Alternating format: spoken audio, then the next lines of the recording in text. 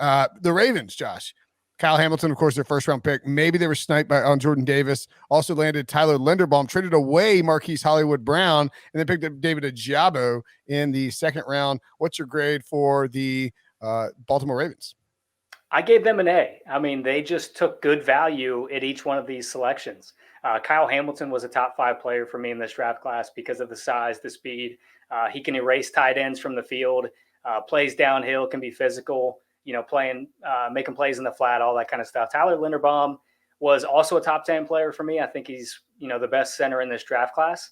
The scheme fit is a little bit of a concern because he was, a little bit undersized, more of an athletic player that you would expect to translate to maybe a wide zone blocking scheme. Baltimore runs a little bit more power gap style, so be curious to see how that works out. But, David Ojabo, if he hadn't torn his Achilles, is probably a first-round pick. You can bring him along at your own pace. You've got Jason Owe, or Odafe Owe, rather, that is going to be starting opposite him. Travis Jones was fantastic value.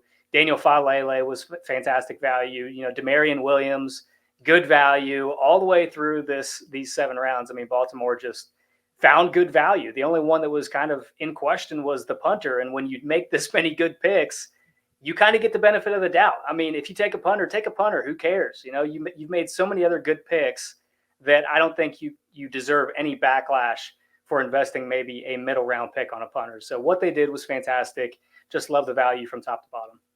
On that punter situation, I know you'll speak to it, Breech, but I was reading Peter King's MMQB or sorry, FMIA or whatever. FMIA, and he was in the Ravens war room, and at the time, so the punter they ended up drafting Jordan Stout, and they were getting some news, some buzz. I think that 2 other teams in that 4th round were looking around, like the Bucks and Browns maybe were looking around about drafting a punter.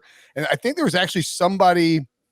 So the very next pick that they took, which was 139, I mean, they had these insane number of 4th round picks, was Isaiah Likely. And right before they drafted Isaiah Likely, they were planning on trying to get Calvin Austin. And the Steelers Steelers got this a comp pick. The Steelers sniped him to pick before they wanted him.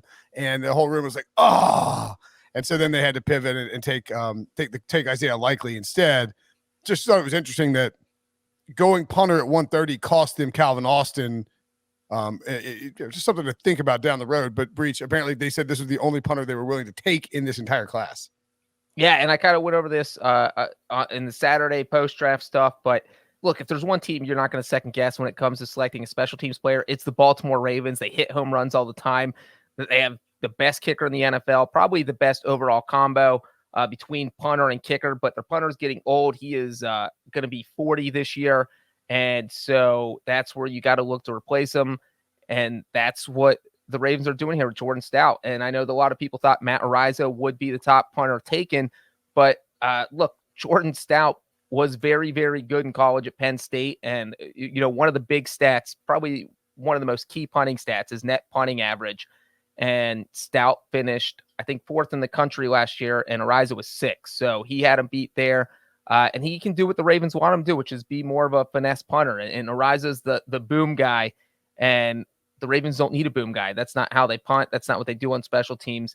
And I thought it was fascinating. The one thing I did think was fascinating was the Ravens said that Stout was the only punter they would have considered in this draft. That was the fascinating part, because it means Araiza wasn't even on the radar, but it was not. Or Trenton Gill. How dare you, DaCosta? I mean, yeah. I mean, it's insulting to Gill. And so that part was fascinating. But, hey, look, if the Ravens, they know how key special teams are. They're one of the few teams that take it this seriously, and that's because John Harbaugh is a former special teams coordinator. And so I would not be surprised at all if Jordan Stout has a very long career in Baltimore.